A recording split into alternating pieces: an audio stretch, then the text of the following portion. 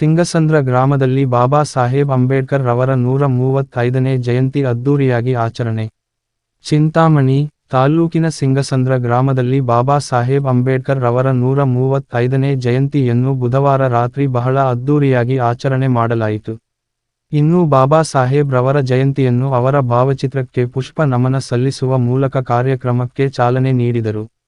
ಸಿಂಗಸಂದ್ರ ಗ್ರಾಮದಲ್ಲಿ ಜೈ ಭೀಮ್ ಯುವಕರ ಬಳಗದಿಂದ ಬಾಬಾ ಸಾಹೇಬ್ ಅಂಬೇಡ್ಕರ್ ರವರ ನಾಮಫಲಕ ಉದ್ಘಾಟನೆ ಮಾಡಲಾಯಿತು. ಕಾರ್ಯಕ್ರಮವನ್ನು ಕುರಿತು ಮಾತನಾಡಿದ ಗಣ್ಯರು ಬಾಬಾ ಸಾಹೇಬ್ ಅಂಬೇಡ್ಕರ್ ರವರ 135ನೇ ಜಯಂತಿಯನ್ನು ಸಿಂಗಸಂದ್ರ ಗ್ರಾಮದಲ್ಲಿ ಬಹಳ ಅದ್ದೂರಿಯಾಗಿ ಆಚರಣೆ ಮಾಡುತ್ತಿದ್ದು, ಕೇವಲ ಬಾಬಾ ಸಾಹೇಬ್ ಅಂಬೇಡ್ಕರ್ ಅವರ ಜಯಂತಿ ಆಚರಣೆ ಮಾಡಿದರೆ ಸಾಲದು, ಅವರು ಹಾಕಿಕೊಟ್ಟಿರುವ ಆದರ್ಶದ ಹಾದಿಯಲ್ಲಿ ನಡೆದಾಗ ಮಾತ್ರ ಜಯಂತಿ ಆಚರಣೆಗೆ ನಿಜವಾದ ಅರ್ಥ ಬರುತ್ತದೆ ಎಂದರು. ಇನ್ನು ಕಾರ್ಯಕ್ರಮಕ್ಕೆ ಆಗಮಿಸಿದ ಮುಖ್ಯ ಗಣ್ಯರಿಗೆ ಸಿಂಗಸಂದ್ರ ಜೈ ಭೀಮ್ ಯುವಕರ ಬಳಗದಿಂದ ಗಣ್ಯರಿಗೆ ಸನ್ಮಾನ ಮಾಡಿ ಗೌರವಿಸಲಾಯಿತು. ಇನ್ನು ಅದೇ ಸಂದರ್ಭದಲ್ಲಿ ಸಿಂಗಸಂದ್ರ ಗ್ರಾಮದ ಜೈ ಭೀಮ್ ಯುವಕರ ಬಳಗದ ಸದಸ್ಯರುಗಳು, ಗ್ರಾಮದ ಹಿರಿಯ ಮುಖಂಡರುಗಳು ಹಾಗೂ ಗ್ರಾಮಸ್ಥರು ಹಾಜರಿದ್ದರು.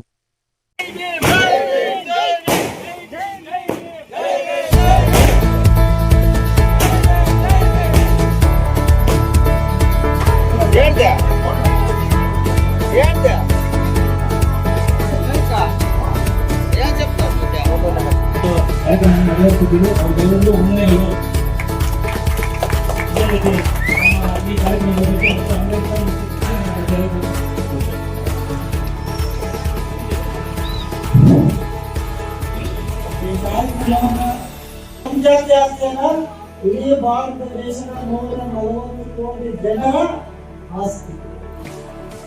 ಅವರ ಊರಲ್ಲಿ ಅಭಿಮಾನ 140 ಕೋಟಿ ಜನ ಇರ್ತಾರೆ. ಅಂದ್ರೆ ಇಡೀ ಪ್ರಪಂಚದಲ್ಲಿ ಬಾಬಾ ಸಾಹೇಬರು ವಿಜ್ಞಾನಗಳು, ಅವರ ವಿಗ್ರಹಗಳು ಯಾವುದೇ ನಾಯಕರ ವಿಗ್ರಹಗಳಿಲ್ಲ. ಆದರೆ ಬಾಬಾ ಸಾಹೇಬರು ಅಷ್ಟು ವಿಗ್ರಹಗಳಿಲ್ಲ. ಅಂದ್ರೆ ಬಾಬಾ ಸಾಹೇಬ್ ಬಗ್ಗೆ ಏನಾದರೂ ಮಾತಾಡ್ತಿದ್ದಾರೆ, ದಿನಗಳು, ತಿಂಗಳುಗಳು, ವರ್ಷಗಳು. ಯಾಕಂದ್ರೆ ಅವರು ಬಂದಿರ್ತಕ್ಕಂಥ ಬುಕ್ಸ್ ಬರೀ ಕೈಯಲ್ಲಿ ಬರವಣಿಗೆ ಮಾಡಿರ್ತಕ್ಕಂಥ 20,000 ಪುಸ್ತಕಗಳು ಬಂದಿರ್ತಕ್ಕಂಥ ಏಕೈಕ ವ್ಯಕ್ತಿ ಇದ್ದಾರೆ ಅಂದ್ರೆ ಅವರು ಬಾಬಾ ಸಾಹೇಬ್ ಅಂಬೇಡ್ಕರ್. ಪ್ರಪಂಚದಲ್ಲಿ ಹೆಚ್ಚಿನ ವಿದ್ಯಾಭ್ಯಾಸವನ್ನು ಮಾಡಿರ್ತಕ್ಕಂಥ ಅಂಬೇಡ್ಕರ್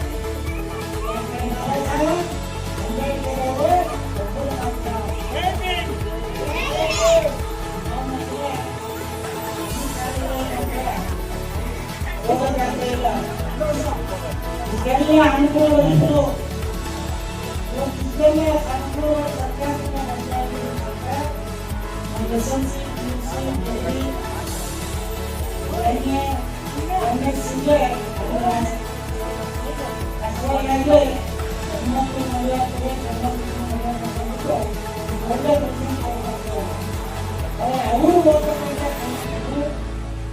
ಅವಮಾನ ಇತ್ತು.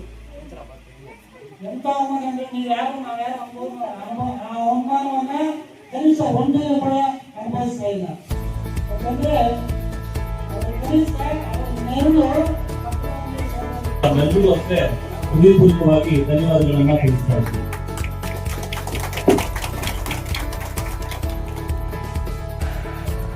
ಕನ್ನಡದಲ್ಲಿ ಮಾತಾಡಿದ್ರೆ ತುಂಬಾ ಅದ್ದೂರಿಯಾಗಿ ಪೆಂಡಾಲು ಎಲ್ಲ ಅರೇಂಜ್ಮೆಂಟ್ ತುಂಬಾ ಚೆನ್ನಾಗಿ ಮಾಡಿದ್ರ. ಅದಾದ್ರೆ ಮಳೆ ಬಂದಾಗ ಎಲ್ಲರೂ ಮನಸ್ಸು ಬೇಜಾರಾಗುತ್ತಲ್ಲ, ಆಯ್ತಲ್ಲ, ಎಲ್ಲ ಅರೇಂಜ್ ಮಾಡ್ಕೊಂಡಿದ್ವಿ, ಮಳೆ ಬಂದಿತ್ತು ಅಲ್ವಾ?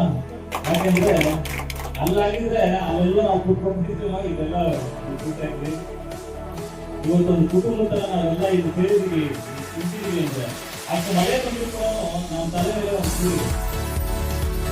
ಅಷ್ಟು ಮಳೆ ಬಂದ್ರು ಒಂದು ಕೂರಿದೆ, ಜೊತೆ ನಾವೆಲ್ಲ ಒಂದು ಕುಟುಂಬ ತರ ಇಲ್ಲಿ ಸೇರಿದ್ವಿ ಅಂದ್ರೆ ನಿಜವಾಗ್ಲೂ ಇವತ್ತೇನೋ ವಿಶೇಷ.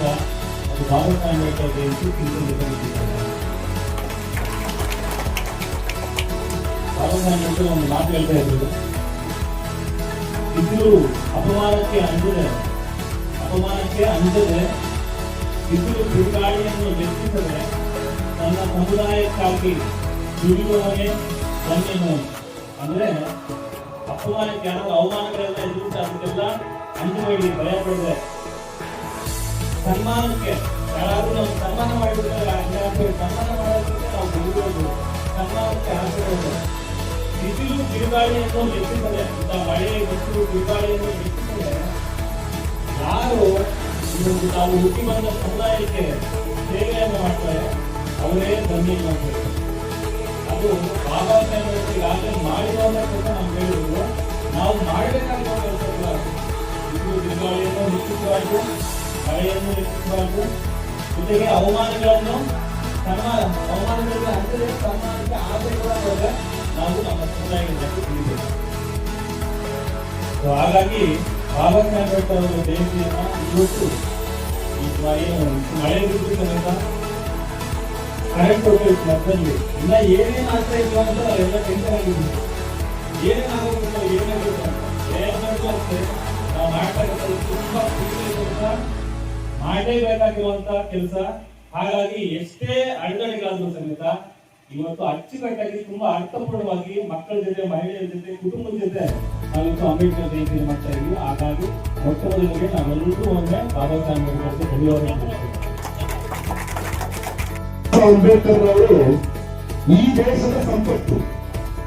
ಅವರ ಒಂದು ಜಯಂತಿ ಮಾಡಬೇಕಾದ್ರೆ ಈ ಭಾರತ ದೇಶ ಅಲ್ಲ, ಏಪ್ರಿಲ್ 14 ಈಗ ಏನು 2026 ಅಂತಂದ್ರೆ ಬಾಬಾ ಸಾಹೇಬ್ ಅಂಬೇಡ್ಕರ್ ವಯಸ್ಸು 135 ವರ್ಷಗಳಾಗಿದೆ.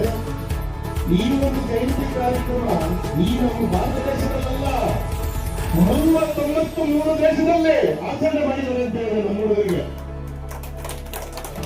ಏನು ಇಲ್ಲಿ ಯಾಕೆ ತೆರೆಗಳಾಗ್ತಾ ಇದೆ? ಬಾಬಾ ಸಾಹೇಬ್ ಅಂಬೇಡ್ಕರ್ ಅವರ ಜಯಂತಿ ಮಾಡಲಿಕ್ಕೆ ಭೀಮರಾವ್ ಬಾಬಾ ಸಾಹೇಬ್ ಅಂಬೇಡ್ಕರ್ ಅವರು ನಮ್ಮದೇ ಅಂತ ಹೇಳಿಕ್ಕೆ ಅವರ ಒಂದು ಭೂಖಾತೆಯನ್ನು ಗೊತ್ತಿದೆ ಅಂತ ಹೇಳಿಕ್ಕೆ ಏನ್ ಕಾರಣ?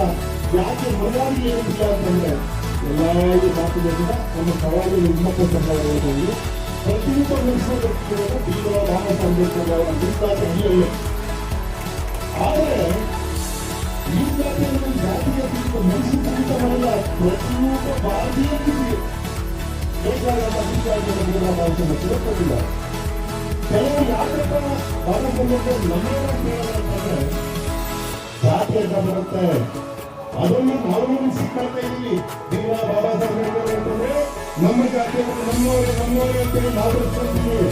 ನಮ್ಮ ಕಾಲೋನಿಗಳಲ್ಲಿ, ನಮ್ಮ ನಗರಗಳಲ್ಲಿ ಬೋರ್ಡ್ ಮಾಡ್ತೀವಿ, ಕುಟುಂಬ ನೀಡ್ತೀವಿ, ಬೆಳೆಯನ್ನು ಮಾಡ್ತೀವಿ. ಆದ್ರೆ ನಾವು ಸ್ವಲ್ಪ ಚೆನ್ನಾಗಬೇಕು.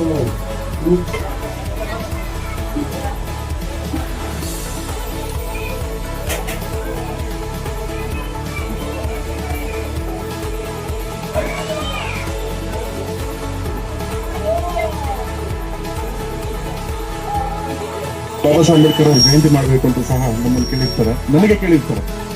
ಹೀಗಿರುವಾಗ ಕಾರಣಾಂತರಗಳಿಂದ ಅವರು ಮರಣ ಹೊಂದಿರ್ತಾರೆ ಮೇಘರಾಜನ್ ಅವರು. ಅವ್ರನ್ನ ಸಹ ಈ ಸಂದರ್ಭದಲ್ಲಿ ನಾವೆಲ್ಲರೂ ನೆನೆಸ್ಕೋಬೇಕು ಅಂತ ಹೇಳಕ್ ಇಷ್ಟಪಡ್ತೀನಿ. ಹಾಗೇನೆ ಏನು ಇವತ್ತು ನಮ್ಮ ಹಿರಿಯರ, ಈ ಗ್ರಾಮದ ಹಿರಿಯರ